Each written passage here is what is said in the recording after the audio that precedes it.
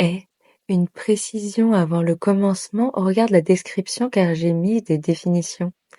Ceci est une ode au consentement, à la sexualité sacrée, qui commence comme ceci: je suis frustré. Quand je pense au plaisir, à l'orgasme, à me toucher, je pense à mes violeurs, mes agresseurs. Dommage. Forcément, puisque ce sont les scripts que j'ai en mémoire et qui prennent toute la place. Tous ceux qu'on veut enfermer dans la crypte sous le palace. Mon imagination, ma psyché est entachée. La page est traumatisée de s'être fait autant utiliser. Manipulée par ma pitié. C'est sale, la cruauté. La mémoire traumatique est l'inverse du déni. Elle se souvient trop bien de ce qu'elle a subi de lui. Du coup, j'aurais besoin de nouveaux mythes pour réécrire de belles histoires, pour remplacer ces dernières années dans le noir, à défaut d'avoir ces entités pour expérimenter ce beau miroir. Une page lisse pour un moment complice, où on se caresse le pubis et où le pinceau se glisse sur le clitoris. Le seul organe dévoué à l'orgasme, à l'érotisme. Mais voilà la misogynie. C'est la jalousie du plaisir d'autrui. Sa perfidie se voit dans sa pornographie, avec ses scénarios de dominés et de soumis. Ça empire, ça révulse et ça révolte. Donc il faut du courage pour aller creuser au large.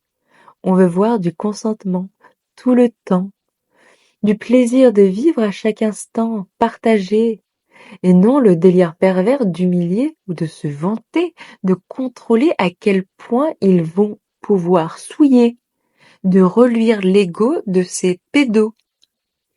Et à côté de ça, on voit qu'il y a des groupes Telegram de dizaines de milliers de personnes pour aider à violer leurs protégés, des centaines de gens prêts à violer une femme sédatée, 30% des hommes qui disent littéralement qu'ils n'auraient aucun problème à violer s'ils étaient sûrs de ne pas se faire épingler, et tous les autres cachés dans leur lâcheté, 1% seulement de condamnés.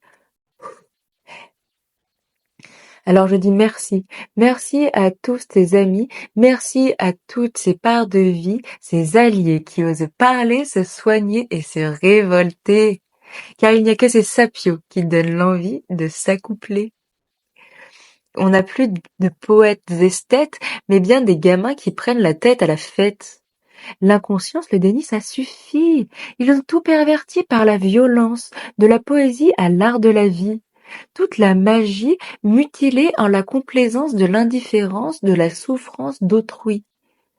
Alors, aujourd'hui, j'amène l'érographie.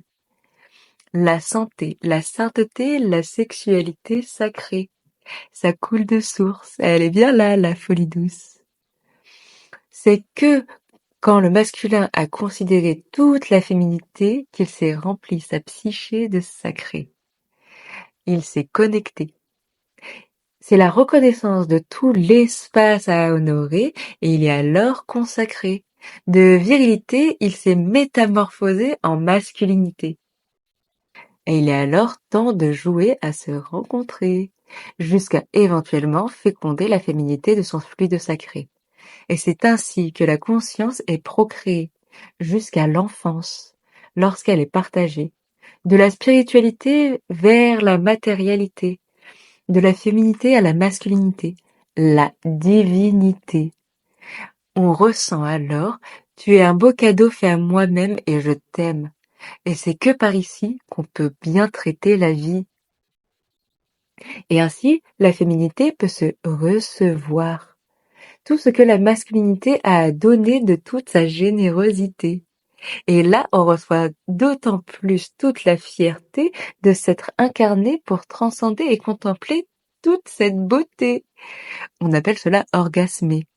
On reçoit le feu sacré, l'amour de qui nous sommes réellement, profondément vus, reconnus, honorés, et qui nous donne d'autant plus de courage pour le protéger lorsqu'on a compris sa préciosité. C'est la liberté.